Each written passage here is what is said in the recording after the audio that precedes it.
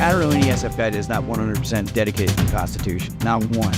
So when you see things that happen that are anti-constitutional or against the Constitution, that's why that Second Amendment's in there. And I think all those guys, all of us kind of look at it that way. That's why there is a Second Amendment. Right. We're supposed to have guns because when a tyrannical government gets off track, we help it put it back in line, right? Now, I'm not advocating any of that. Theoretically, that's kind of the way it works. And that's the mentality for a lot of us.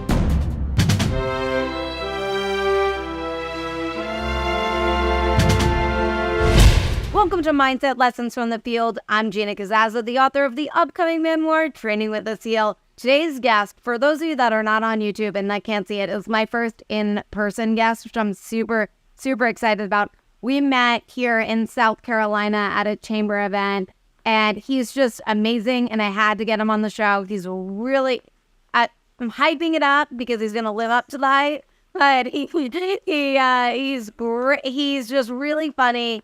Great storyteller. It keeps me engaged. And I said, you know what? He's going to be perfect for the show. He's a Green Beret. He has an incredible story that we're just going to get right into. It's a really interesting story. He kind of did everything almost backwards than normal. So definitely a great guest to have on the show. I'm really excited to introduce you guys to Kelly. Kelly, thank you so much for being on the show. Thanks for having me on. I'm so excited. Let's just dive right into your whole Green Beret experience. Did you know that you wanted to be Green Beret? Did you know about Special Forces? Oh, yeah, ever since the age. So my uncle in Wheaton, Maryland, had a bar. Of course, because we're Irish Catholic, there's got to be at least one bar in the family somewhere. So my Uncle Jim had a bar, and there was this, I was a little boy. I kind of grew up in there, so probably at 4 or 5. And there was this SF guy that always came in there. He came in there prior to his deployments. Now, I'd only seen him the one time, and he was a bad dude. He was just like awesome. He was like what you expect a Green Beret to look like. And I didn't know what the hell one was at the time. And but he was going back over to Vietnam for like his 4th or 5th rotation, and he never came back again. Now, I don't know if he ever came back to the state. He may have survived, but I never saw him back in the bar again. Okay. So he just kind of fell off the map, which means he probably may not have come back, especially at that time, looking early 70s and the stuff that was going on with SF at the time. So I assumed that that's what happened. So that kind of sparked it with me. But the only thing I've ever wanted to be since the age of 6 was a Green Beret. So, wow. Oh, yeah. Ever since, that's what got me, that's how I finished high school, because I hated high school. I would have dropped out if I could, But yes, that's what kind of kept me on the straight and narrow, kept me away from a lot of things, kept me away from some things that, could have put that into question, Wow. So when you graduated, you just signed right up. Yeah, Roger. So what happened is, so at the time, this is 1984, I was 17 and a half. I signed into the National Guard, okay. The Army National Guard in Maryland, which had Charlie Company, 1st Battalion, 20 Special Forces Group. So I got to join them. And so I was still in high school and went through their NQP program, which is non-qualified personnel, where basically you kind of get abused. It's to prep you for the Q course. So you did a lot of land nav, a lot of road marching, a lot of getting yelled at and stuff like that. No, what? Let me just stop 1 second. As you knew at 6 years old, this is what you wanted to do. Were you training throughout your time of growing up? Yeah, I stayed in sports. We'd do, like, at the time, you got to figure this is the 70s and early 80s, so karate was a big thing then. So I'd hit all the karate stuff. Not for long. It's not like I ever came out. Yeah. Yeah. And it's not like I ever belted out and anything like that. But you went into that to do some of that stuff. And I got in a lot of trouble in high school. I got into a lot of fights, and I used to skip school and things like that. But I didn't do anything that was horrendous. And I generally stayed in shape. So not anything special. I'll cut to the chase right now, man. I am absolutely an average SF guy. There was nothing super special about me at all, except maybe my ability to jackass around and say stupid shit. But that's about it. Otherwise, I was very average. So in preparation for that time, getting into the Q course or going into SF, starting off with the Guard, there were a lot of things I was afraid of. I was terrified of heights. My first time doing it on a rappel tower, I almost threw up. I couldn't believe I was a bit of a bitch. I'm sorry if that's bad language isn't too bad for you guys, but yeah. So there were certain things I was weak at, but road marching, being able to ruck march, being able to carry heavy shit and move it around, I was always good at that. Well, okay, so how did you get over that fear? Because, you jump out of planes, that's... I think you do it enough times. It's not like, okay, so I went to airborne school. I went to airborne school in 85. And it was easy then, too. So don't let anybody kid you. It was not a hard school when I went through. But before I jumped, that very first jump, I woke up about 2, 3 o'clock in the morning. I threw up for about an hour. And then I went, because I was, like I said, I was terrified of heights. And then, but once that first time you go out of the bird, it's not really a height issue. Standing on the edge of a building is a sense of heights. Jumping out of an aircraft, it wasn't anything like that, for me at least. For some people it was, I imagine, but for me, I didn't have any issues with it. What did you feel it was like? How do you compare like looking over a building and then jumping out of a plane? Well, I think anybody who stood over on a high edge and looked over, you kind of get that little vertigo type thing. Yeah, exactly. Yeah, you get that feeling in your gut. You don't have to be scared of heights. You just stomach drop. And it's a normal thing. Once you realize that you're not scared of heights, then you're probably a moron. So you should be scared of heights because heights will kill you and fall off of them. So so it's not like, it's not something, you just got used to it. You do it so often, and you get used to repelling and doing all that kind of stuff, and you just kind of, because repelling actually gave me more of a sense of falling than anything else. And trusting the equipment. Took me a little while to trust the equipment.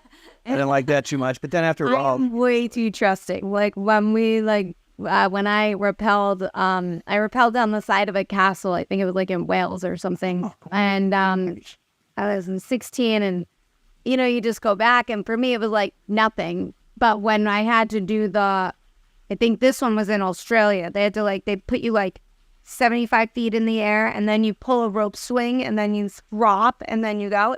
That freaked me out because this rope is catching me, But the rappelling thing, I was I trusted it too much. I'm like, oh, this feels secure. I didn't even think of That's a good thing. It's good. It's good to trust your equipment because, at that point it's too late anyway. If it's going to fail, it's going to fail. Did you have any of that? What? Ever of a failure of equipment from jumping? Or... The closest I ever came to was I was on my 20th jump in Halo school, and this is when it was out of Yuma, it still is. And it was a daytime jump with combat equipment and oxygen. First time jumping oxygen. And when I pulled my chute, it didn't pop out. And so when I looked back and there was nothing there, I was like, oh shit, what are my emergency procedures? It was one of those. And I looked back again, I kind of hit my pack tray, and the drogue chute popped out, caught air, and then it opened up. So that was the closest I've ever had to any kind of equipment malfunction when it came to anything dealing with airborne activities or repelling or any of that stuff. Although we did try using a grappling hook out at Fort Bragg, out at the Mount City. And it's one of the, any of you guys from Fort Bragg, you'll understand is it's the tallest building on the farthest corner from when you enter the range. And we were messing around because the worst thing you can do is have an SF guy with nothing to do and equipment to screw around with, because that's when people get hurt and dumb things happen. So we're out there, we got these grappling hooks, and this is just prior to 9/11. So we're swinging around, throwing it up, and trying to get a hook over the top. And we finally did, because it took some time. And then he's throwing it up, and then everybody's running away because now this 10-pound thing's coming down about to hit somebody. So finally we got it to hook up, and then we're like, well, we're going to try climbing it, man, see if it'll work. And I did it, and I got about maybe 10 feet in the air, and then it slipped. So I fell down, landed on my back, and then immediately scurried over to the left because that grappling hook came straight down and hit right Oh, there. my God. Yeah, it was no big deal. It's typical dumb, fun stuff that, we do. Yeah, I hear that when I get some guests on the show and they talk, some of the stuff that they say, it's it's funny. Yeah, because we're all kind of cut from the same cloth. Yeah. So you can have guys maybe an 18 Delta and really smart and introverted, and you have an 18 Bravo that's extroverted that may be, banging rocks together or whatever. But we all have the same sense of, I think, a risk aversion, or not risk aversion, a lack of aversion to risk. So you'll do more dumb things. Yeah. I would say they're dumb things. I say you're just testing the boundaries of what you're capable of doing. Yeah. That's the best way I say it to my wife. So it sounds much smarter, It does.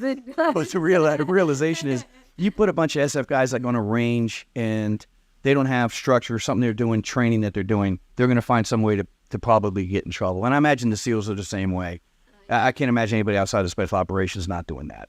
So you went Green Beret, and now during that time, was it a pipeline where you went and then you chose 18 Delta? I did not choose 18. You didn't choose? Okay. Absolutely not. Not your choice. No. So at the time, in the mid-'80s, you had a big drawdown after Vietnam that we still felt in place all the way into the early 80s. And then when Reagan took over and started really pumping money into the military, and particularly special operations, that's when the Q Corps started, I think, from what I recall, started to get more, probably more, I don't want to say professionally run, but I think it was more structured, maybe. Okay. And so at that time there wasn't a pipeline. You showed up at the Q course, you went to phase 1. It was phase 1, 2, and 3. Okay. And if you're going to medic course, 18 Delta course, you went to 300 F1 in Texas, Fort Sam Houston, Texas. And then you came back to Bragg and did or then you did phase 1, depending on what year you went through. I hate to make this sound confusing. So 18 Delta, the problem you have with the medics was, at the time, and it's probably still the same way, is that you'd have a guy who was academically good enough to make it to the 18 Delta course. And so they started sending guys to 300 F1 first down at Fort Sam Houston, Texas, because that was the biggest washout area for it. So we figure if you're going to fail out, you're going to fail out here. Well, that's 6 months down there at Fort Sam Houston, Texas, where the ratio of females to males is about 5 or 6 to 1. And then you got all these SF guys running around getting in trouble, which is exactly what I did, maybe the 18 Bravo that I am today. You would go to that first, and then you go to phase 1. Well, I was in the first crop of guys in 1986 that started going to phase 1 first, and then going to 300 F1. Because then their theory, I think, at least I was told. I was a private, so I didn't know it. I was 19, man. I mean, I did what I was told, so it's not like I was a big thinker. So, but what I was told is that they were losing so many people from phase 1 that were 300 F1 qualified that they were like, well, we'll just put it back to phase 1 again and then send it to 300 F1. They're always screwing out the Q course to this day. Anybody went through last year, if you went through now, it's probably different. They change things around. It's the same kind of crap that's going to happen, but then they move the order around. Maybe somebody needs a bullet for an OER, an officer evaluation report or something like that. Their mark on the Q course, I don't know. But they're always messing with it, and they always have.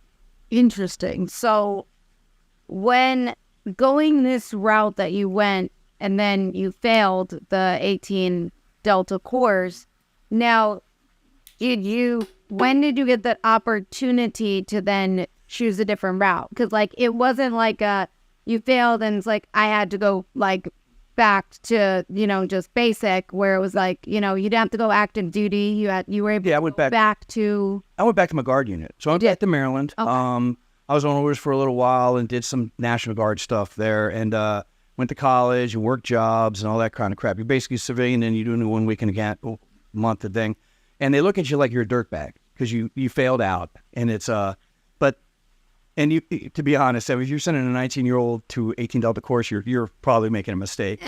I mean, I didn't have the maturity at the time. It's not like I was stupid. I was just like, you're gonna run around and chase girls and go get drunk. And I had a Cadillac Eldorado at the time, man. So I was like, and I was bartending at night. I was doing all the stuff you weren't supposed to do. But yeah. I mean, so in a way, okay. When did you fail out? Like, how far along were you? I was in the Q course, so I went to phase 1, and I was held up after the end of phase 1. I was held there for before phase 1 started. I got down to Fort Bragg, and I was kind of like, you're an outer training guy. You haven't started because the way the timing for when the course starts. So I sat there and we worked on buildings out of Camp McCall. You did slave labor is basically what it was. You were on the slave market. That's what they called it. Yeah. So every morning you showed up and they would send you out to some place to do some menial work. Like me, I cut the grass in front of the Puzzle Palace at Bragg, the headquarters building, 3 days in a row. Grass doesn't grow that fast down there. But yet I'm out there for 6 hours just going back and forth, cutting the grass. And Sergeant Major would come by and check on you, make sure you're not, if you look like shit, they'd come and say something to you, which he says something to me all the time. And then I went to phase 1, finished that. That was around November. I think we finished on Thanksgiving Day, or at least I remember cleaning weapons Thanksgiving Day. We're in that, and anybody who's been through the Q course can probably relate to this. We must have spent 16 hours Thanksgiving Day cleaning weapons to turn into the weapons pool. So, it's just forever. It's forever, man. And it's raining. It was cold. It sucked. And, you're done phase 1, so that part's good. But now you're sitting at Bragg, and all you want to do is go out and eat and grab a beer and get cleaned up.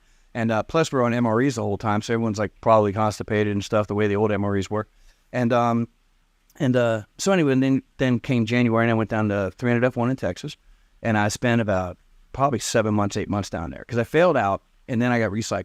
Okay. So I started back from the beginning again. So I was in 2 different classes for the 18 Delta course, and then I went about halfway through again and failed out again. And it was, I legitimately failed out. My GPA was still pretty good. I was in like a 91 percentile on all my grades and stuff like that. But I screwed up on Trauma Clinic 2, I think they called it, and I missed an IV. It was one of the simplest things. I missed an IV and a cubicle one, too. It was like the easiest one to hit, and I blew it. So I failed out, and I got held around for a month, and I got sent back to Maryland, and then I worked for a while, and then I got my shit together and went back to the Q course in 1990. Now, did you pick that route you were going to go this time around? Yeah. I wasn't going to go back to 18 Delta course. So, yeah, they sent me to 18 Bravo course, which I want. Bravo or Charlie would have been fine with me. I didn't want to do Echo because I don't want to be a combo guy. But how did that feel? Like all of a sudden, like I wanted this since I was 6, and then it was just like for like you said, a menial, like, oh my gosh, like this one little thing. The Q course is like this for me, at least, and it was just a long slog.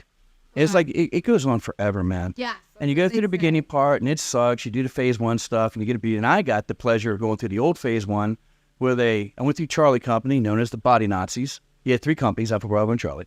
And so I went through with Charlie Company, and it was terrible. Our patrolling phase was set up like a mini ranger school, and at the time, I was told that we had RIs from 4th RTB down at Benning to come up and actually run the patrol phase in the Q course. Yeah.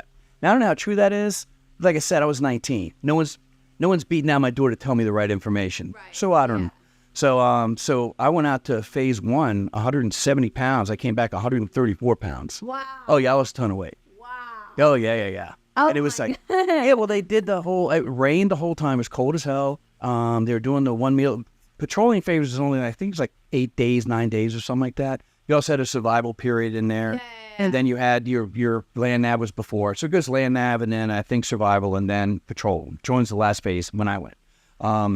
So anyway, yeah, so not only did I get to go through that phase 1, I got back to the Q course in time to go to SFAS when they first started it off. Prior to SFAS, they had soft T. So that was where they were still experimenting with how they're going to do it, because it was based on the Australian SAS model of the Golden Road, their selection process. So our land nav was all roads. It was just long distance walking. And I went through the last summer class in August of 1990. So I went through the first easy class because we had the Chow Hall. Chow Hall opened up. The class before mine in July, they lost a ton of guys. They were getting sack lunches. They were getting bologna, cheese, and mayonnaise sandwiches in summertime. So they're getting sick. They were dropping out left and right. They lost a little. So July 1990 was the last super hard class, and mine was the first easy class. So I can say that. But it was terrible. I broke my foot, my wrist. Day 1 of team week. We had day 2 of team week, excuse me. Then it was that big telephone pole. Have you already heard all these things, the different events they have? No, so it's no. I know more about the SEALs. Yeah. They go into it because also from several of the people that we had on the show from all the different ages, it seems to be like they have a book. Yeah. And they go by that book, and it seems chaotic, but it's actually like super organized, right? Yeah. But then when I talk to some Green Berets, it doesn't sound like it's as organized at all. It's not. You go through some years, they're super hard. Okay, so the mid-90s, you get about probably 90, no offense to anybody who went through it during the time period, but from probably 95 to 98, maybe 99, the Q course was just, look, man, if you had a pulse and you had a 110 GT, actually 100 GT, they lowered the GT score to 100, and they didn't even make it necessary. You didn't have to pass the swim test, which is like, well, they were doing a push for minorities, and they were coming up with the concept that, these guys, minorities can't swim. It's like, well, that's not true. Yeah, if you want this concept, and if you want to be a Green Beret, learn how to swim. It's not that hard. The swim test is a joke. You can literally float down and back. There's no time. It's not hard, and you're just in a uniform. It's not like you have equipment on or anything like that. They lowered the standards, in my opinion, greatly during that time period. And so you had a lot of guys get through. So during that time period, it really wasn't that hard. And then you get guys that get to the Q course. As a matter of fact, there's another guy, if you ever get a chance to talk to him, he was known as the Sheriff of Baghdad. I can't remember his name. He was a Delta Force guy. And I listened to he did an interview somewhere. It was really interesting what he said. Because it pissed me off initially. He was like, oh yeah, Q course was a joke. Anybody can make it through. I'm like, bullshit. And I was like, oh, he went through it like 96, 90. He's right. He was absolutely right. Because I was on a team at the time. So I remember when they dropped all their standards, and you started getting guys on teams that I wouldn't let become a supply sergeant in my unit, Wow. And now here they are 18, So it's more less organized, you find, than from the SEALs, where they're, like I said, like it's like, it seems chaotic, but they're like, we had, I think it was Marty Strong on the show, Navy SEAL, and I believe it was him that was telling me this story, and he said when he was an instructor, he then went to be an instructor, and he said one point they one of the guys like pushed the guys too hard, and they ended up passed out on the beach, and they couldn't wake them up. And it was because, and then I guess one of the older instructors, I'm totally butchering this story, by the way, but came out and was like, what's going on? And he goes, you pushed them too hard. You were supposed to do this. That's right. Because you know they're going to go to tired and then you back off. You push them to tired, right? He goes, you pushed them to complete exhaustion. Yeah. And he goes, that's why we have this formula. Because it's like they make a seal, they break you down and make you, but they follow this formula because they want to make sure you're not going to quit, right? So for you guys, it's more like we're going to test some stuff out. And I don't know what the deal is. I don't know how, and I don't mean to be negative about SF. I'm not. I mean, the best years of my life were probably on some of my teams. And the Q course when I went through, the first time in particular, when I went through phase one was a goddamn nightmare. First time is through D. Yeah, that's right, through the 18 Delta course. Because what I'm curious about is, was it different for you going 18 Delta first time and then 18 Bravo? Like, is it the same type of stuff? They changed the formula a little bit because they introduced SFAS. So when I went to SFAS, you still had a couple of Australian guys out there as advisors to the SF cadre out there. So they were explaining some of the stuff. Now, they took a little more care in my class when it came, because it was August. It's super hot down there. Bragg's a nightmare in summertime, Now, when you went through all times, were you always in summer?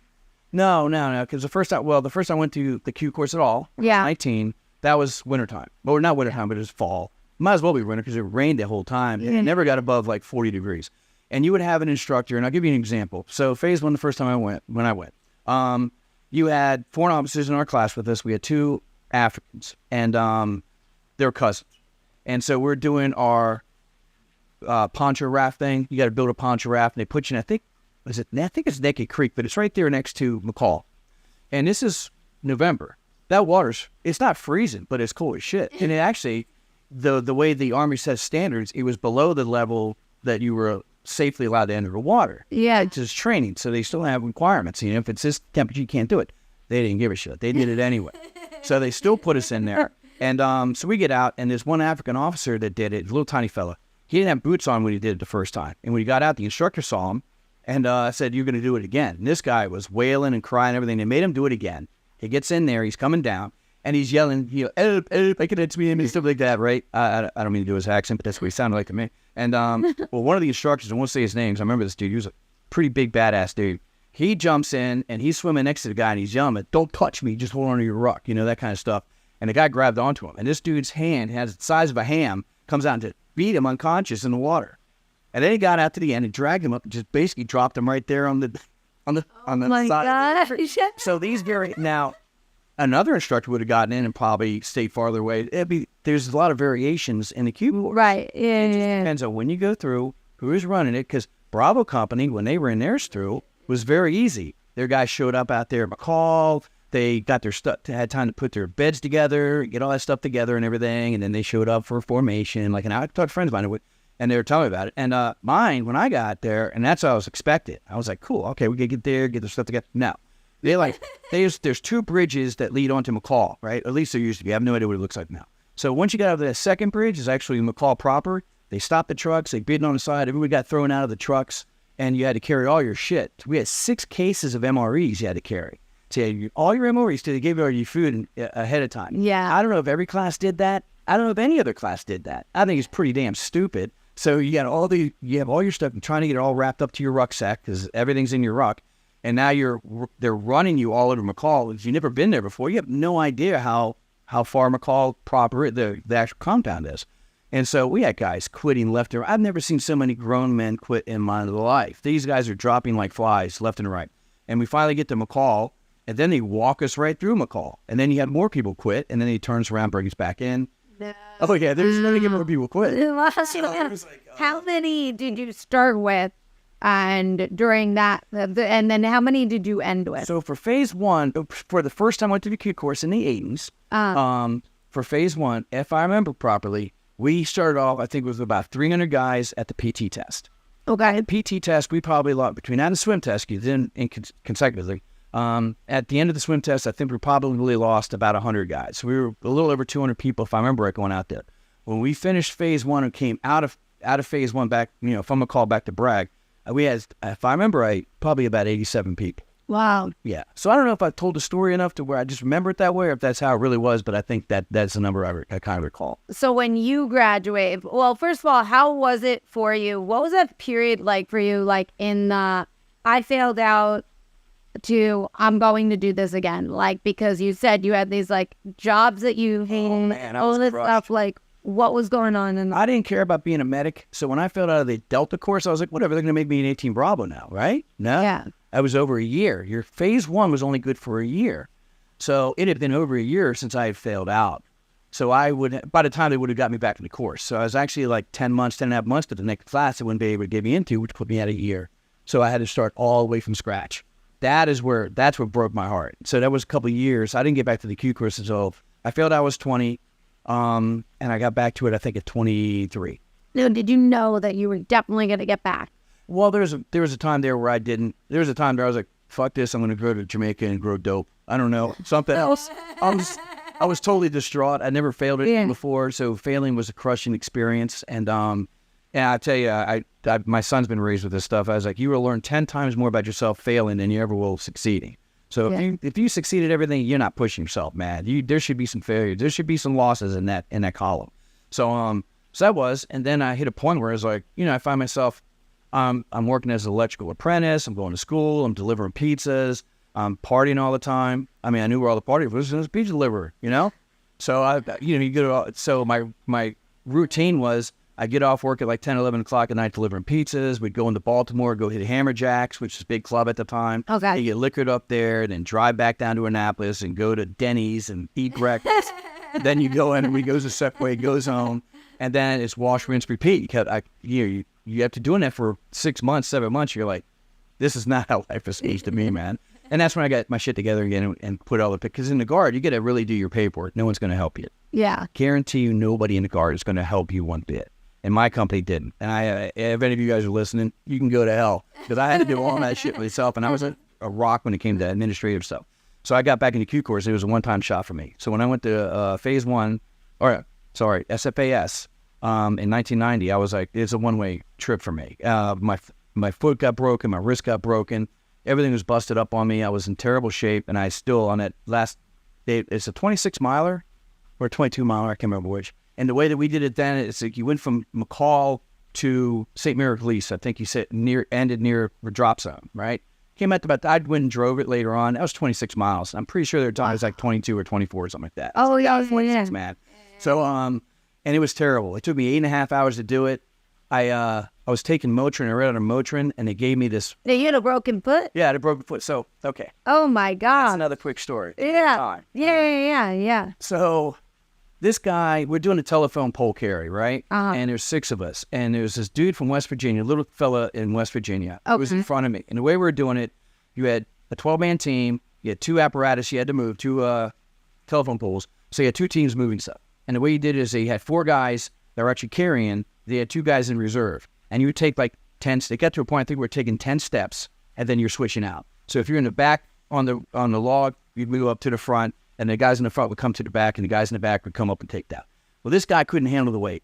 And so he dropped, as we were switching, he dropped the weight on my wrist. Oh, my God. Yeah, and it broke my wrist like that. It was like cartoonish. Oh, my God. You know, watch it, they just swell up. Yeah, and the guys are like, oh, my God, I don't know. Because they'll throw you out for injuries, right? So, you don't get a roll. It's a throw out. No, you're medically removed, and then you can come back the next class. I'm like, there's no goddamn way. I already got this far through it. 'Cause I already went through gate 1. I already went through the misery that was the first week of it, or first and second week of it, now in the third. And so anyway, so I'm like I'm hiding it from the instructor. I'll never forget the instructor's name, Sergeant First Class Fisher. And I hated that guy with all of my heart. And I tell you what, years later, I was like, that dude was awesome. He prevented more turds from coming to SF than anybody else I knew. So if you're still alive out there, good on you. So anyway, so now I still have to keep stepping in for this guy. And when I stepped in for him, like 200 meters down the road, my foot just snapped. I mean, it just broke. Wow. I didn't fell on or anything, just stepping off and it broke. So because prior to that, I was good, man. Physically, I was doing great. My run times were good, work times were good. There was no problem on land nav. Everything was going awesome. And then that happened. So in 200 meters period of time, everything went to shit. And so now it's just suckering myself getting through it. So Fisher had saw my wrist was jacked up. So he called me over. I showed up. I didn't have my gun. I had to go back and get my gun. I got in trouble for that. So I grab my gun, I go back over, and he has me carry these 2 water cans around the vehicle to see if I could carry them or not. And I could, because I just, first of all, it numbed out. Yeah. Secondly, it was like, I'm not using my thumb to carry anyone, I'm just using my hands. So my fingers. So he's like, nah, bullshit, get on the truck, you're out of here. So I went to TMC 14 out of Camp McCall. Doc Payton was the guy who was there, been there for like 3,000 years. This guy was an 18 Delta in Vietnam for I don't know how many years. So now I think he was retired. I don't know, he had a big rockin' mustache though. And so he looks at it, he's like, yeah, that's broken. I'm crying, man. I'm crying like a little girl. I was so upset because this is it for me. I'm like, I'm going back home, going to college, or I'm going to go work somewhere. I'm done with this bullshit. Well, they sent me back to Womack, and I got there at lunchtime. So the doc's not there, and it's just a Spec 4 that's doing x-ray stuff, right? Well, I was far enough in the medic course where I understood how x-rays worked, and it's an irregular bone. So if you don't get it right over top of it, you're not going to see a fracture in it at all. So I lied to the kid. He couldn't read Peyton's writing, so he didn't know which side to do, and I put it to the other side. I was like, yeah, you're going to do it over here, right? So they obviously x-rayed wrong, told me to come back in an hour. I went down. I stole a whole bunch of potatoes from the chow hall. They had a chow hall there in the old Womack. And I went back upstairs, and my x-ray was there, said I could return to duty, but it had a yellow sticky on there asking me to go see the doctor. I was like, fuck that. I took that sticky off, threw it in the trash. I went back out, got in the van, and went back to McCall. So I'm one of the few people, I'm almost sure no one's got to pull that bullshit off before. Oh my So, yeah, God, what a story. Yeah, they, so when I got out there, my team got wiped out. So the first team I was on was like 12 or 14 guys, I can't remember what. And they were all big guys. There was me and this lieutenant from Range Battalion, from 1st Ranger Battalion. Good fellow, can't remember his name. And roster number 87, there. That guy. So I get back out there, and my team's wiped out. So I missed ammo cans. I'd have to do ammo crates, right? Which is like a really tough one. So I kind of got over, man. I got over on SFAS. I don't have any regrets. So anyway, so I got put onto a new team. Me and this lieutenant got put on a new team. All my guys got wiped out. They're all these real big dudes, real big studly guys. They just didn't have the endurance for it. So they just got wiped out by day 2 with all the constant, walking around carrying heavy shit, which is kind of funny because I was a little guy. I was maybe 160 pounds. So And a broken wrist. yeah, and a broken foot. They didn't see the foot. Had they seen the foot, I would have got thrown out. There's no way. So for the rest of selection, I'm greasing up my foot. I put it in a boot. Thank God for the chow hall because you can get ice out of there. So I was able to smuggle ice out and ice up my foot. And I couldn't go to the medics yet because they tossed me for that. So and I was getting screwed with too by this jackass named Fish. That was one of the few guys' names I remember. And going to 7th group eventually too. He was a turd. I don't care if you're there or not. I'll always hate that guy. I never saw him since selection, but I'll never forget that dude for that shit. Because he was like, oh, you're not going to make it number 113. I think it was rush number 113. And so anyway, which actually probably helped. I ought to thank him maybe because it probably helped me pass through it. Yeah. Because I hated that guy so much. But I didn't tell him until the 26 miler. I went to the medic, and I'd been working on people's feet for Motrin. So I was able to get Motrin in me to reduce the swelling. So that helped out a lot. And then, but I was running out of it for the 24 miler or 26 miler, whatever the hell it was, to go back to finish the selection on. So so I went to the medic, the real medic, and he gave me this stuff, I think myosin. I can't remember. It was another anti-inflammatory. He didn't know I had Motrin. You can't mix the two. So I didn't know you couldn't mix the two. And I get about 5 miles into the road march, and my foot's starting to hurt a lot. And so I take this other stuff, and about 30 minutes later, it's like the belly band started getting tight. I had my belly band on. And I looked at my shirt, and I was looking like I'm in my 2nd trimester. My gut's sticking out, and I start throwing up. So I finished the rest of that thing throwing up, dragging my foot along. Oh my God. So you had a rubber duck, right? And at the time, it's like, this is going forever, man. It's like this road, every time you come around a corner, you're expecting someone to be there. There's nobody there. Oh. So I'm like taking my gun, throwing it on the ground, kicking it, picking it up, walking. I'm so fucking mad, man. And they get to the end, and they take me back, and about 4 of us, 5 of us actually were taken back to the hospital to be x-rayed. Lots of guys break their stuff in selection. It's not a big deal. And but one dude who we were carrying through the hospital trying to get worked on, out of the 5 of us, he was the only one that didn't have anything broken.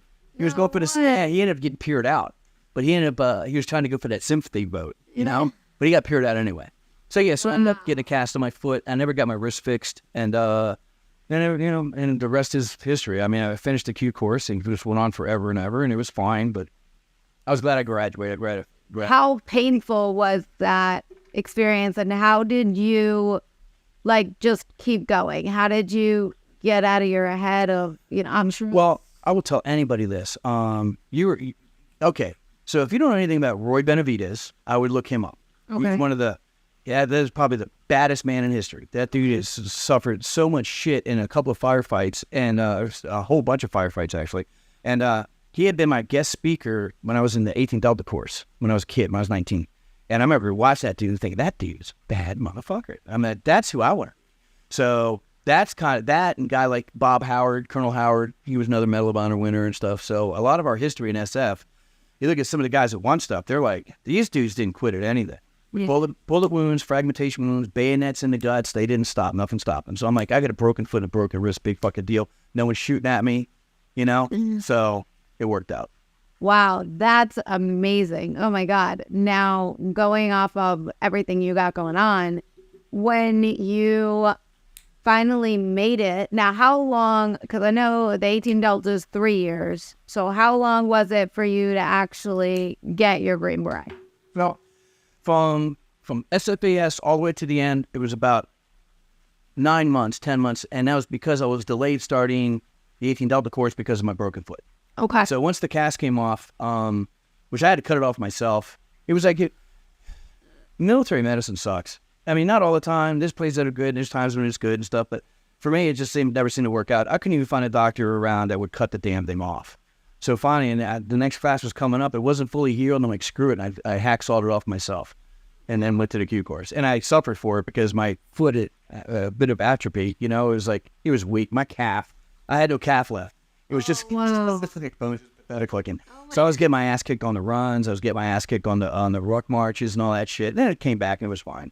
How long did it take you to fully, for it to come back? And maybe a couple of weeks. Okay. By the time 18 Delta or 18 Bravo course or 18 Bravo portion phase 2, by the time that was over, I was fine. I was 100%. So when I went out to McCall, and at the time they did this new thing for the Q course, they combined phase 1 and 3. So they called it phase 13 because they lack imagination that way.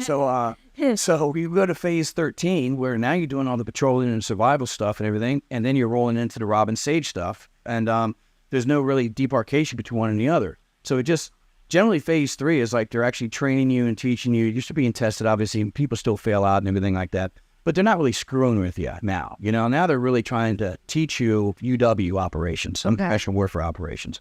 Well, when they did the phase 13 thing, there was no end of anything. It was just a constant kind of screw with you the whole time because they didn't know, and we don't know what the hell we're doing because there's nothing written down on exactly how you're going to run this shit, Wow. And if there was probably all jacked up because some dude back at Bragg wrote it who wasn't going to do it anyway. Yeah, it's interesting because, I keep thinking of when we had Marty on the show, and he was like, when I went in for an instructor, the first time he was there, he was like, just them, they were doing an evolution or something, and I walk into the briefing, and he's like, it looked like, we were gonna go kill Bin Laden. He was like, it was like everything was like laid out and this and that and all this stuff, and it was just like, oh my gosh, it's so detailed. Yeah. And it's because they want the same results every single time. I don't think they screw with it in the Navy. I think the Navy had, okay, this is how we're doing it. This is how we did it in 64. This is how we're doing it in 84. This is how we're doing it in 2014. Their equipment, they say, has improved. Because, I remember when I went down to Bud's and I was with Diego, who was also on the show. He was taking me around the compound.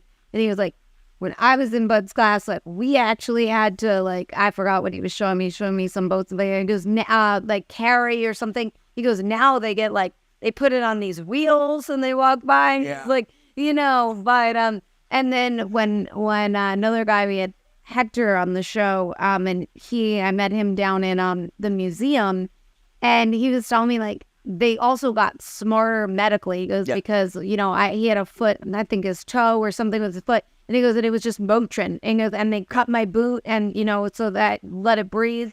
But it's that, he goes, now it's like they have different stuff. Yeah. But, I know, it's foot powder or Motrin. You having a heart attack? Here's from foot powder or Motrin. It doesn't matter. You lost an eye? Foot powder or Motrin, man. It's like it fixes everything. It's a wonder drug, It's so interesting, though, listening to especially your stories, too, because you went through it through 80s and then In the 90s. 90s. Yeah. The Privilege of seeing it twice. yeah, Yes. yeah, This is what happens when you're stupid. You know, so you get to do things more than once. yeah.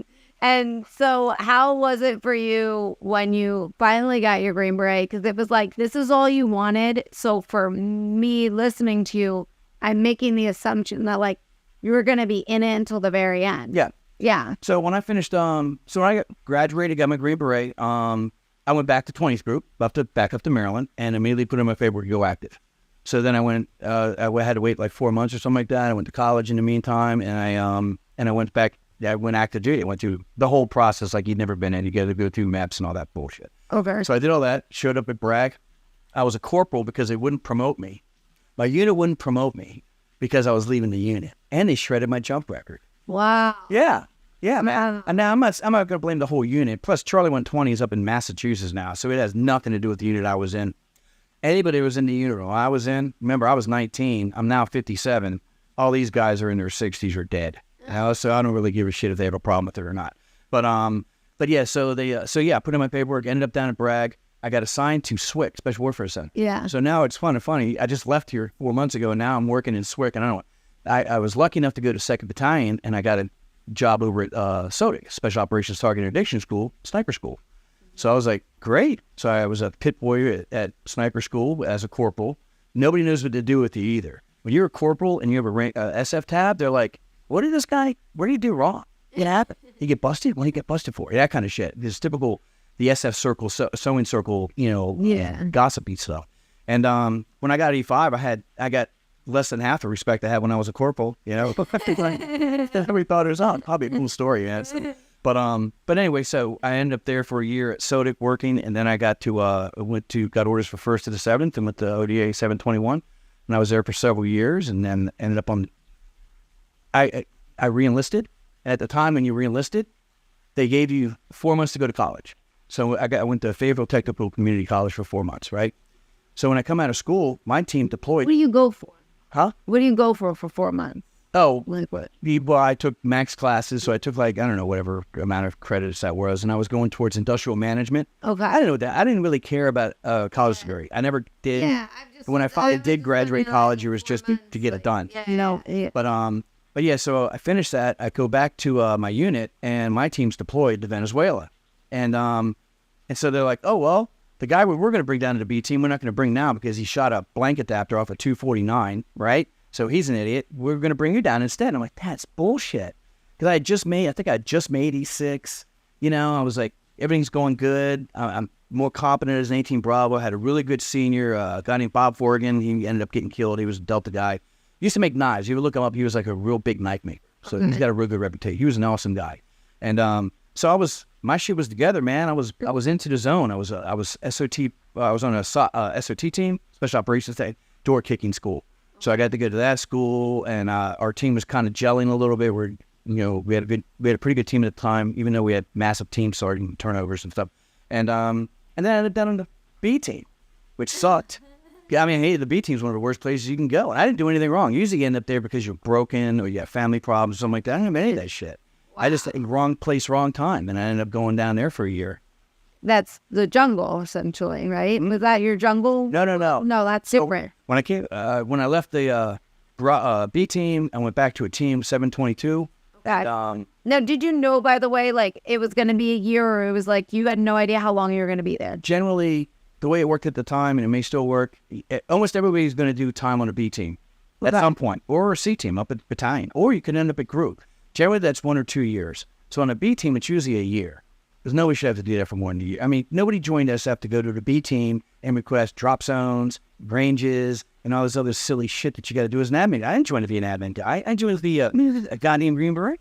I want to be a barrel chest of freedom fighter, man. I hadn't built the barrel chest yet. So I was like, I still want to stay on a team. So anyway, I did my year on a B team. I went to OD 722, good team, good guys, and was there for a while. And then I was kind of disgruntled with the whole thing at that point. I hated my sergeant major. He was a dick, and so was the commander. I hated him as well. And there was always kind of weird infighting between the commander and the sergeant major. And you start seeing this stuff, and it's like, well, what's my ultimate goal? Am I ultimately going to be a sergeant major someday? And then after getting pulled off a team involuntarily, I'm like, They could put me off the team anytime they want. They could put me back in SWIC. I could go anywhere. And I'm like, I don't want to do that shit. So now I started looking at getting out and just going to anywhere, agency, FBI, something along those lines, do something different. And so that started me on I had an opportunity to get into Jungle Operations Training Battalion as an instructor. I figured I'd do that, finish my year up that I had left in the Army, finish it down there, come back and go do something else. But I had such a good time down at the JOTB, it kind of revitalized me. You know, I was like, this is awesome. And then you see the rest of the Army. And, you know, me as an E5, E6, E7 in the Army, and if you're an SF baby, you don't know how SF baby means. You start off in SF, you've only been in SF. I thought that there was something missing in my background, that I wasn't good enough for this stuff and all that crap, that, you know, maybe I missed something in my education and I'm not as good as I should be. And then I went down to Jungle Operations Training Battalion and watched units come through. And I was like, no, man, most of these guys, a lot of soldiers are fine. It's the units that kind of suck. They'll have shitty leadership. They make bad decisions. They'll treat privates like they don't have a brain in their head. We don't do that. Our guys, like, you know, if you're an E5, you show up on a team, it's like, okay, this guy's at least at this level. So this is what you're in charge of. Got any questions? No, okay, move out. You can go do your stuff. You can't do that in Big Army. I think in Big Army, they kind of dumb people down a lot. And that's the problem. And that's why I think a lot of people get out. It's like you can get a guy who's a smart dude, he's a go-getter and everything like that. And this is going to jump the fence and go to SF or Delta or something along those lines, or become a pilot or an officer or something like that. His future is like, well, here I am in 10th Mountain, and now I'm a team leader, and now, you know, eventually I'm going to become a staff sergeant. I'm out of the ruck marching game and shooting game. Now I've moved up to a point where I'm an admin guy, essentially. So when you were like, during that disgruntled time period, right, and you were like annoyed on where you were and didn't like the commander and everyone, how were you performing, and what was going on in your mind? Like, were you like, I'm still going to do my job to the best of my ability? Was it like, I really don't care? Did you have another goal in mind that you were working towards to get out of your situation? Well, no, I was looking at something else in the civilian sector, maybe going to something that I thought I might enjoy. I had no idea. Once again, I was still I wasn't a dumbass, and now I'm at 30, you know, at that time. But I was like, I'm getting older. We're not really doing the stuff that I want to do. I thought we'd be doing combat stuff. Yeah. There's wars all over South and Central America. They're going on all the time. Why are we not in? Why are we not involved in? We're training guys. We go to Colombia and we're training them to go out and fight. We can't go with them because heaven forbid one of us gets hurt. You joined for that reason. So I felt kind of like I was lied to. Instead, I'm going and, we're going down and we're teaching 7-8 infantry stuff. Okay, great. I just taught these guys these guys are actually the Colombians, the Hondurans, the people I work. They're actually combat veterans. I'm teaching them our stuff. They've already done combat. I haven't done combat. Who the hell am I to teach them anything? So I kind of see it as like, this is just a bunch of bullshit. I'm not really doing any of the stuff I wanted to do. Right. And I should have gone, I wish I had, because Bob Horgan at the time had gone over to Delta. He came back to the company, he was talking, he was like, yeah, man, you should go to selection. I'm like, to me, at the time, I didn't want to go to Delta because I was like, well, I thought all they did was just door kick and, blow shit up and stuff like that. And that sounds like fun, but it didn't sound like, to me, SF seemed like a longer term. Bear in mind, this is how I looked at it when I was 30, all right? So to me, I was like, they're doing like one slide deep operations. All right, you're going to kill this guy. Great. You killed that guy. You went in to save these hostages. That's great. Good job. But SF, you're building armies, man. You're taking over countries. To me, that was what I wanted. I wanted an army. I wanted to be part of something that was really a big movement and stopping stuff. Look at the guys in El Salvador and what they accomplished with things in Nicaragua and everything like that. It was a huge success. That's what I wanted to be a part of. Look at the guys in Vietnam, in SF. They were training mountaineers. They had their own armies. As an E5, my first time down South America was in Honduras. I had my own company. We had a 160-man infantry company. We had a battalion we were training, but me and another friend of mine, we had our own company. So we did all the training with them and all that kind of stuff. You were fully responsible for all this stuff. I liked that. I didn't like being dictated to. And then it seemed like it was getting more and more dictated to. They're telling us, oh, you can't drink when you get out of South America. It's not like I'm a big drinker. I'm like, I'm a 30-year-old man. You tell me I can't have a beer? What the hell? How do you tell an SF guy? Now you're saying, yeah, well, we're still going to do all that shit. And now if you get caught, you need to throw that. So it's just stuff like that was changing. I thought we were getting a lot of senior leaders that I don't think should have been senior leaders for SF. They'd have been great somewhere else. Right. Don't care where, but not with us. So now, and that was how I looked at it at that time. And I realized now, especially after my civilian jobs with a lot of Delta guys, that obviously was not just what they did. So I kind of disappointed that I didn't explore that further. So when you went down to be a jungle instructor, loved it? Yeah. Yeah? Yeah, it was awesome. The whole team was 18 Bravos. I was NCOIC of waterborne training, so I was given responsibilities, and it was so I got to run all our training, and all the guys got along. There was no problem down there, and you get to see the rest of the Army, and then you realize we actually are. I'm not going to say better. I'm saying we're given more freedoms. We're given more responsibilities. So me as an E6, I was an E6 in Colombia. I had signed for $50 million worth of ammunition. No, you can't do that. Nobody else in the Army does that shit.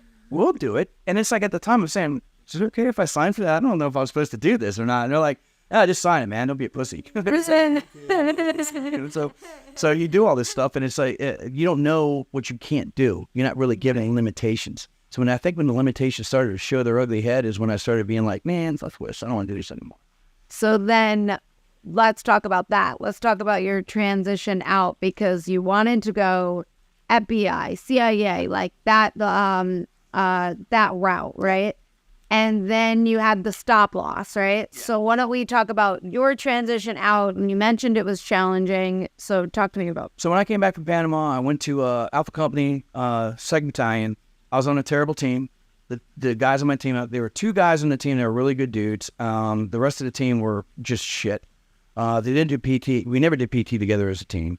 We had 4 guys who were basically in charge of the team. And they were just 4 fat-ass, useless dudes, in my opinion. When I first got to the team, you look at them like, oh my God, you gotta be shitting me. And I asked to go to the scuba team when I got back, and they're like, no, we don't have any slots. I'm like, you always have slots for scuba. Nobody wants to go to scuba school. It sucks, right? So there's always open slots on scuba teams. There are no full, there might be now, but there were never full teams. So they didn't. They didn't put me on this mountain team, and probably just gave up who that team was, right? But I don't really care about that either. But yeah, there was a terrible team.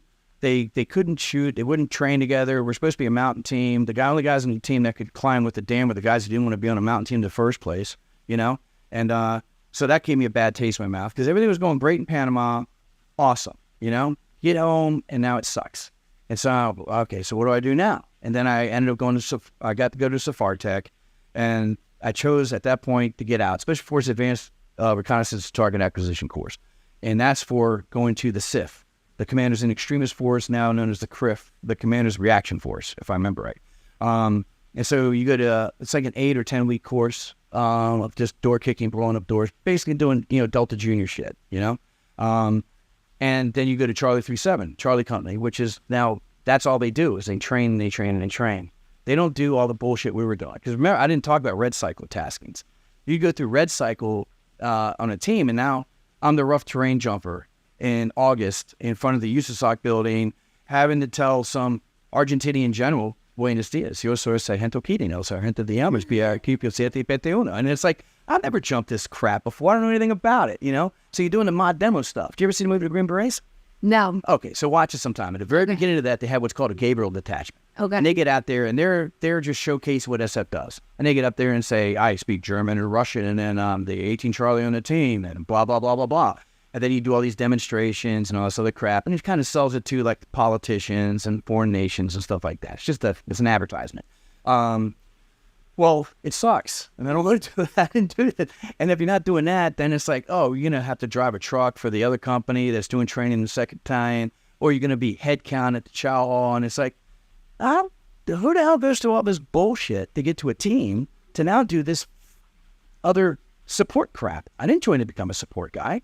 There's people that do support work. Let them do it. They join for that. They want to do what I do. They can go through the same bullshit I went through to come to do what I do.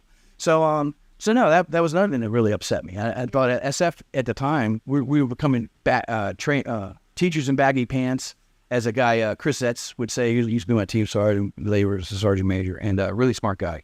And he was, we're like baggers or teachers in baggy pants. We're not really going out and doing the stuff, It just seemed like bullshit at the time. Then it changed. So it changed around when SAFAR came around, Special Forces Advanced Urban Combat. And that's where we had Colonel Cambria, and he stood up a team. They were in 7th Group. He put a lot of money into it, and we started basically running SAFAR Tech for our own guys.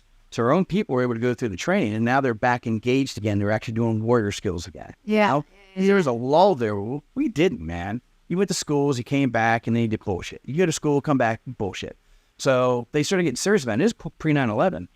And so I switched over. Once I went to Safari Tech, and I wasn't going to go to Charlie 37, I went over to the Safari Committee and was an instructor over there and become an NCOIC of marksmanship. Now, during this time, was it in your mind about getting out? Oh, yeah, I already signed a statement. I was done, man. You were done. Off the promotion list. I was out. Did you have left from that? To retire? Yeah. 5 years. 5 years. Yeah. I got out of 15 years. Okay. So, yeah, so at the time, it was like, I don't care if, I was a lot braver then than I am now. So, I'm like, I'm unafraid. I'm not going to be your slave just because I got 5 more years left in it. Screw you. I'll go do something else. The age cutoff for federal law enforcement at the time was 37, and I was 34. So I went and finished college, applied to the Secret Service, got hired. I applied to all of them, actually, but Secret Service bit. So I went through their whole process, which takes like 2 years. At the time, it took forever.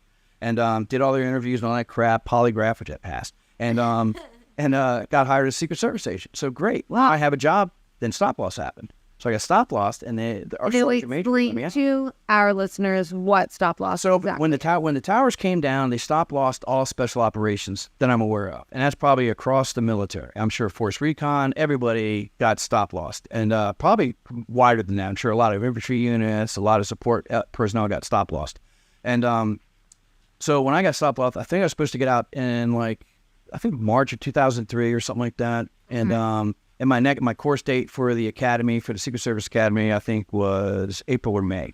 I can't remember what the cycle was at the time.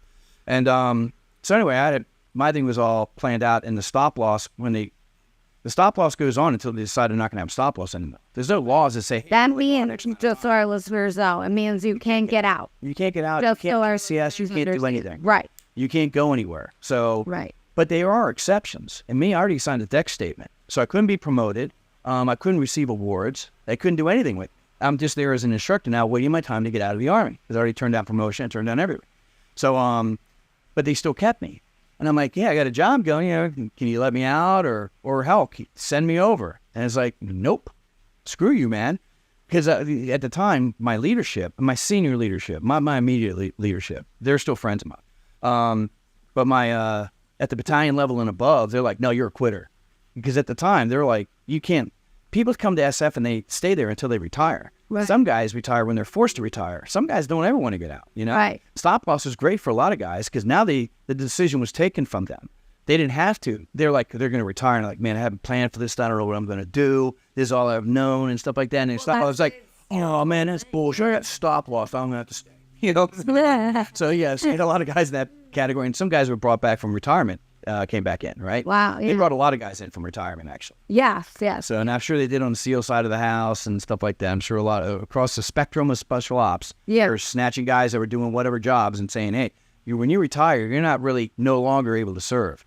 You're just like, okay, we don't need you anymore, but if we do need you, we're going to bring you back. Right. And so that's what happened. A lot of actually, the last show we just had, we had Randy Beitenheimer on the show who trained Special Forces, and he said, he loves conspiracy theories. He's like, they're so entertaining. And he said one of the things was when he was talking to someone in the CIA, and he said, we monitor every SF person that leaves. Yeah. He goes, they're trained killers, and we want to be monitoring them at all times. Every 6 months, we check up on them, see what's going on. And he goes, technically, it's like you can always come back, like in a way, as long as you're able to, but he goes, but we monitor them too, because now we have these trained killers, it's disorganized, but you organize them together, we're in a lot of trouble. Yeah, generally, personality-wise, we are anti-establishment types. A lot of us are. Yes. Not all of us. Some people are super happy to toe the line, but then you have those that rage against the machine, and I was definitely one of those, and still am. And I think it's just, you probably do have to keep a wrap on them, because, when you say not to get into any kind of, overthrowing any governments or anything, because it's not. I mean, I don't know any SF guy that is not 100% dedicated to the Constitution. Not one. So when you see things that happen that are anti-constitutional or against the Constitution, that's why that Second Amendment's in there. And I think all those guys all of us kind of look at it that way. That's why there is a Second Amendment. Right. We're supposed to have guns because when a tyrannical government gets off track, we help put it back online, right? Now, I'm not advocating any of that. I'm saying theoretically, that's kind of the way it works. And that's the mentality for a lot of us. Yes. And when we were talking about that, he was saying, they monitor because it's just like, and for you, what you just mentioned, like, it's like, you can re-enlist, you can come back, if you left. And a lot of people did through 9/11. Actually, I think a couple, I guess, on the show did that.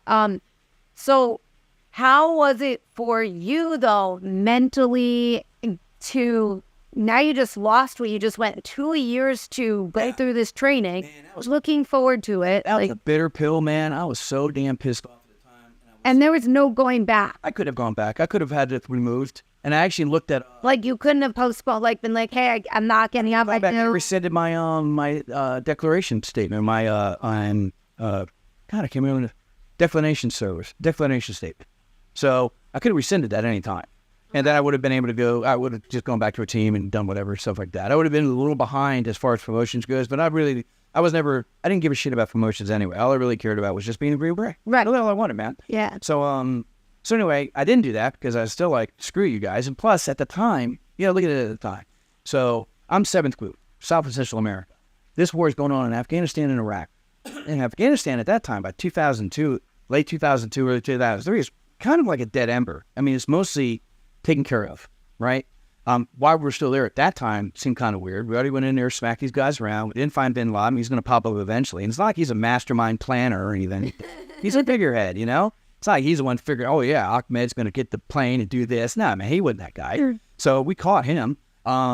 So for, hold on, I lost my track. Here for a second. You were in 7th? Yeah, so 7th Group was not. We did one rotation. 2-7 went over for one rotation in Afghanistan. And then the Iraq thing happened.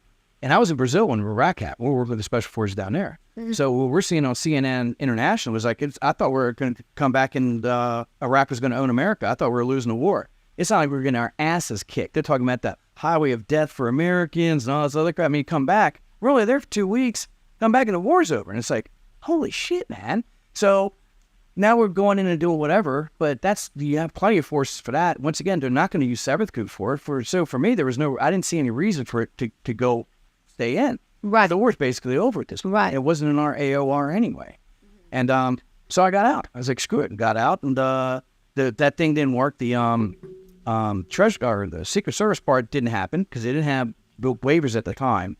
I turned 37 in January of 2004, and the next class was like March of 2004. So I was 2 months missed it, if I remember right. And you didn't have a backup after that, though? Well, my backup was like contracting. I had gone through an anti-terrorism assistance program with State Department, and when I was still active duty, went to a training thing with them up in over at Blackwater, actually, in Virginia Beach, and Moyock, but we stayed in Virginia Beach. And cool course. All it was just going around and shooting and teaching, and how the State Department wants you to teach. So I had to fall back on, and that's actually what I ended up doing. I ended up becoming a contractor with State Department. I had another job when I first got out. It sucked. It didn't. It was office. I was in an office. And we're standing up. Well, that's hard. Yeah. 8 hours in an office is really hard. For the big end. Going from where you were to office, that's challenging. You could do 16 hours on a range, no problem. Yeah. No problem. Even in summer or winter, well, winter sucks a little bit, but, you can still do 16 hours, not a big deal. 8 hours in an office is just, fluorescent lights, no window. Yeah. You're just sitting there in front of a computer. What are you going to do with a computer? I was an 18 Bravo. I'm a genie away from throwing my poop at it, man. I don't know anything about goddamn computers. So to me, it was just terrible. And I did that for about 4 months until finally I realized I was being grotesquely underpaid. The guy they fired before I got there was a retired 06 from the Navy. They fired him because he was lazy and incompetent. And, but he was making $140,000 a year. I came in there paying me $75 a year. At the time, I didn't know $75 a year wasn't that much. This is DC. So I was like, and I realized, man, I was making more money as an NCO in the Army than I am now. This is bullshit. My paying doubled, but I'm making less. Doesn't make any sense. So that's when I called up the State Department guys and said, hey, I'd like to come on now. And they're like, yeah, sure, no problem. 2 weeks later, I was in Colombia making $600 a day. I then ended up in Iraq at $800 a day. So I was in Iraq, did all that and then I was in contracting. Honestly, I dedicated myself to contracting from 2004 to essentially about 6 months ago. I did contracting this entire time. So let me ask you, you've done so much. Like, in terms of like wanting to be the Green Beret, going 18 Delta, failing the course, taking these menial jobs, going, I mean, your life, I'll need to repeat it. And, but like, how, like, I just know for myself, like, I am in the entrepreneurial life, which is just the unknown. It's like there is no plan, right? Wide open. And for you, like, you had, until you completely got your Green Beret, right? It was just you're interviewing. It's a job interview the whole entire time. Then you get it. And then it's like, okay, like you have a paycheck, you have a job, you know what you're doing. Then you have to also, but that's not forever. It's like a, like an athlete, they only have a certain time. You got a shelf life. Yes, you have a shelf life. And then you have to think about something else. And then when you go into civilian life, it's a totally different world. People have a totally different mindset. How do you mentally adjust to something like that? So I did to this world. My first couple of months out, and it's kind of funny because the people I worked with in my section of the company were all SF guys. All my leadership, actually. My former group commander was there, great guy, Ed Phillips. My former team sergeant, Joe Crane, was there. So I hope nobody reminds me of using their names. I don't know, man. You can always edit. But they, so all these dudes I was working with were really good guys. I liked it. I hated the work. I don't mind the work that we were doing. We're going out to Grand Coulee Dam and doing an assessment of what the vulnerabilities are and then standing up the SWAT teams for it to protect it because prior to that, nobody protected it really. And so that part was cool. But you always came back. Now I'm back in the DC bubble. I get to work at 7. I leave at 3. It takes an hour and a half to get home, even though I live 12 miles away. It's like you did that general grind and having there's no, I don't know, there's no buzz at the end of the whole thing. Mm-hmm. It's nothing really accomplished anything. You're surviving now. All I'm doing, now I'm an office monkey, and I'm going to hopefully get a pay raise next month, or, and maybe that'll be 4%. Who knows? And yeah, I'm not really doing anything of substance. You know what I mean? Yeah. I think most of us are driven by certainly most SF guys and soft guys are driven by something. It's not that I want to make a lot of money and light my cigars with $100 bills and Scrooge McDuck it and dive into my swimming pool full of money. That's not it at all. I want to be part of something bigger than myself. And I think that's always a very big, I think that's a big draw. I'd rather make no money and be involved in something important than make a shit ton of money and really just kind of exist. So how did you get I do want the money, by the way. And the mindset of finding a passion again and helping people and all that stuff, like, how did you get to that? Let me tell you, the most relevant I've ever been in my entire life was when I was at Asymmetric Warfare Group. So I was a contractor at AWG for about 4 years, and their job is basically, what we were doing was foreign internal defense for our own forces. So what you do in Special Forces, your real job as a Green Beret is, you're not up there to be, a super badass killer. You're there to be, we train armies. We build insurgencies or we stop insurgencies. We're part of the bigger picture. We're a force multiplier. It's an important job. So when I went to AWG, and I couldn't believe I got hired there too, because the guys I worked with over there were on another level. They were all super squared away. I mean, some of these guys were complete assholes. They're nobody you sit down and have a drink with. Some of them, but a lot of them. But they're very, very proficient. And that they were Delta. Most of them were Delta guys. There were a lot of SF guys there too. But I didn't know anybody there that was incompetent, not on the contractor side. And what we were doing was incredibly important. We saw exactly what happens. I mean, you go out and work with the unit. You're either going to do two things. At least my rotations in Iraq.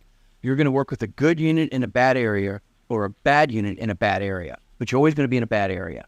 So you're always in a place where a lot of people are getting killed or blown up or whatever, right? And it depends on the kinds of units you're working with, but the whole time we're there, we're assisting them and hopefully saving a lot of lives, or our guys' lives, and because we're preventing some of the risks that they're putting themselves in front of. A lot of our guys would come up with concepts on, well, vehicle's on fire and you got the combat door locked. Well, how do you get that door locked to save these guys' lives? Because we had multiple instances where the entire crew burned alive when they could have gotten out. And watching that is one of the worst things you'll ever see. And so how do we get these doors off? There's a Frag 5 door that weighs, 400, 500, 600 pounds, and it's held on by a couple of bolts. So how do we get those bolts off? Because a lot of this stuff is plastic inside and will melt. So these guys, even with their quick release harnesses, can't get out because a lot of them were wrapped in plastic, cables wrapped in plastic that would cinch up and you couldn't get out of it anyway. So there was a lot of learning aspects to this. The whole thing in Iraq was a big learning experience because you had guys that are used to walking on the ground doing infantry stuff now are tied up in an 1151 up-armored Humvee, where you're basically doing, if you're not the driver or the commander or the top gunner, you're a combat tourist. Because you're looking through a window that's that thick at the rest of the world. And if you're taking fire from this side, I can't get out on this side. I'd have to fall over a bunch of 50 cow cans, this guy's legs, and the other dude on the other side of me to get out of the vehicle. So it changed a lot of methodologies for us, I think. And I think we're very relevant. I think SF guys and Delta guys in particular are super relevant in sharing their vast amounts of knowledge with the big Army. And our job at the time at AWG was to change the culture of the Army, to turn it into more of a learning organization. And if you look at Delta early in the war, they were still doing the same stuff they had trained the whole time for, which is kick in door, kill the threats, save the hostage. Well, now there's no hostage. Now it's just bad guys. And Uday and Kusei, when they were holed up in their building, Delta lost a lot of guys on that. Not killed, but wounded to the point where you're not replacing that guy. You spent millions of dollars of training this dude, and we're going to capture Saddam's kids? Who the hell cares? We don't need them. What do they know that we're not going to figure out anyway? We got computers and all the other forensics and stuff like that. We're going to figure out what they did anyway. We don't need to save them, or not capture them. They're fine dead. And you're better off having them dead anyway. They'd be fat and happy down in Gitmo now, you know? So they learned a hard lesson on that, and just talking to that. This isn't my own outside opinion. This is what I learned from their guys that were literally on there whose careers were ended because they took serious wounds. So their thing was now, how do you stop the Army from doing this stuff? Do you really need to go into that build? You probably don't. Why don't we quarter on it off and call them out, the tactical call out, and have them give up? And if they don't want to give up, drop a JDAM on it. I don't care if anybody comes out of their mind. Doesn't matter. Nobody in there knows anything. You're just a threat. So we'll give you an option to come out and live, or we're just going to kill you where you are. And none of our guys are going to die in the process. So it's things like that that we were establishing and taking to, that Soft had learned and developed. And now we're taking a lot of those things and giving them to the big Army. And some of them were good at it and some of them weren't, but at least they were getting the information. So the information flow was very important. AWG was a very important organization. Now it doesn't exist. So, No. yeah, they got rid of it. Wow. Unbelievable. So you do all this work, right? And you have this purpose, it's identity, right? Yeah. And then you have to but then you lose all that, right? It's all gone, and you have to like reinvent yourself. And you are right now. I mean, you just moved to a whole new state, right? Yeah. New company, new everything, and it's like, how hard is it for you to readjust, and what steps do you take to make that adjustment easier for yourself? So, at the end of the war, the contracts that were coming down were less and less, anything you want to be involved with. And it was just no drive to do this stuff as far as I was concerned. So when I left contracting, I was actually asked to leave because I got into some arguments with some of the people I worked with at DTRA, Defense Threat Reduction Agency. And you start working with guys that are much lower tier than the people you're working with before. You're starting to see, because all our guys, they're retired, man. They're going to go start their own business. They're going to get out of the game. They're done. They're out. So you don't have access to these guys anymore. And what you have now is kind of like the low-hanging fruit that are doing these jobs. And I don't care you a damn if any of you guys here know I couldn't go us. I'm in Myrtle Beach now, so sorry. So anyway, so making that jump from going from the contractor side to the entrepreneurial side, because my wife and I are part of a franchise now. We do restoration work. I won't use the name because I'm not sure how our company feels about it. Okay. Especially with all the crap I've talked. I don't know if that's a good thing or not. So I won't talk about it. But so we started up this thing, or bought into this franchise. My job is business development, marketing, and emergency responding. And it's awesome. I interact with people all day long, so I met you. Yeah. I go to these little conferences, these little get-togethers. There's an after-hour tonight I'm going to go to. Be there. And it's fun talking to people because it's like, okay, so what do you do? Oh, they do this and this and this. And what do you do? I do this and this and this. And you start building those relationships, because this is the South. You got to build relationships in order to create any kind of business. And but it's interesting dealing with them in the first place, where they came from. A lot of people in New York and New Jersey, by the way. And it's actually good because the people that escaped New York and New Jersey, essentially. So So yeah, you get to talking to them, and you're developing your business, and you're bringing a lot of them in on with us. Like I'm part of a greater business network down here, and there's also like BNI and all these other organizations that you can join, where you're mutually helping each other. So the sky's kind of the limit for us. And for what we do for restoration is that, I mean, we're someone's house burned down or someone's flooded or something like that. We're there to help. Now we're there to make money too. We're there for, this is a business.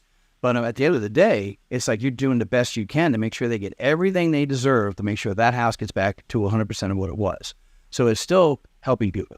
Yeah. Which I know sounds kind of goofy. It's like no, I just want to help people. no, You want to be relevant. Yes, you want to be relevant. You want to have this passion. I mean, the civilian mindset is very different from the SF mindset, and also that you're dealing with people on an everyday basis now. And like you just said, in the South, it's all relationship based. So you actually have to, get to know people, right? And also, the mindset is very different, and I just, from me, like going from Long Island to Los Angeles, and I lived there for 10 years, and then coming to Myrtle Beach, I had no idea that, like, I thought Los Angeles was loose. I thought they were chill and laid back and, flaky. And then I come here and I'm just like, oh my God, this is next level, right? And I come from Long Island where it's like, you say you're going to do something, you go, like we are doers. I mean, when I moved to LA, I was told on 3 jobs, I was pulled into the office to say, hey, why don't you take some breaks and take it easy, making everyone look bad. And I go, I thought I was doing the bare minimum. Like, just different mindsets. And you come down here and it's like, they really don't show up. Like, I hired someone to do the bathroom and I was like, he was like 10 o'clock. And I'm like, okay, 10 o'clock comes and I'm like, and now it's like almost 11 and it was day 1. And I'm like, is he going to show up? And so I call and I go, hey, you on your way? He goes, yeah, I'm on my way. I told you 10 o'clock. I go, I know, that's why I'm calling. It's almost 11. And he goes, that's essentially the same time. And I go, 2 totally different times, bro. Like, what do you mean? So it's interesting down here. And it's interesting adjusting from where you came from, the world you came from. Oh, yeah. Yeah. This is like totally, yeah, it's not like that. It's kind of weird because, the world, I came from a very similar world. If you're not 10 minutes early, you're late. You're late. So it's people that are like 30 minutes late and they're on time. And it's like, no, man, it doesn't work that way. And it's hard. It does here. For you, like, it is hard for, for myself. I know, like, if I was to adopt that mindset, then I'm going to always be late. I do it once and then you do it a second time and then you do it a third time. And then suddenly you're that person that's unreliable, and I never want to subscribe to that. Then I want to keep those standards. And I'm sure for someone like you, it's like, I keep these, I say I'm going to do, like you said, Friday nights. I say I'm going to be here Friday night and, join me or not join me, but I'm going to show up. Well, at least going to call and say I won't be there. Yeah. And that's the other thing. It's like, no, this is not going to show. Oh, we're good. That was a good idea 2 weeks ago, but I'm not going to do it now. Now that the plans actually come to fruition, now I'm not going to do that. Yeah. It's so. But I like it. I tell you, I'd rather be here than DC any day of the week. Yeah. I miss that place. I don't miss my farm, but I don't miss anything else about it. There's a lot. My wife and I are very happy down here. Yeah, I'm glad. Yeah, I do like it as well. It's a little hot though, man. I tell you. The humidity is badass. I thought I was really good at it. I lived in jungles for a long time. And I'm old and I got out of shape for it, man. Because I tell you, this last couple of months kicked my ass. And oh my God, this is you good. Came right at the humidity,